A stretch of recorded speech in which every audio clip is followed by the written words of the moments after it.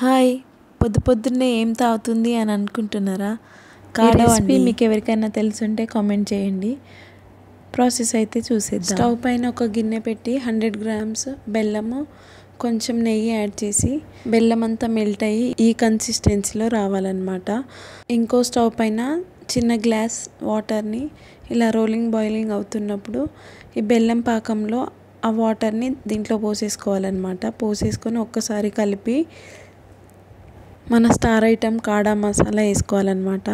కాడా మసాలా ఎలా ప్రిపేర్ చేసుకోవాలంటే సొంటి, మిరియాలు, పిప్పళ్ళు, మోడి పుల్లలు ఈ 4 ఇంగ్రీడియంట్స్తో మనము కాడా మసాలా ప్రిపేర్ చేసుకోవచ్చు. ఇది నార్మల్ డెలివరీ వల్ల అయితే 3 days నుండి తాగడం స్టార్ట్ చేస్తారు.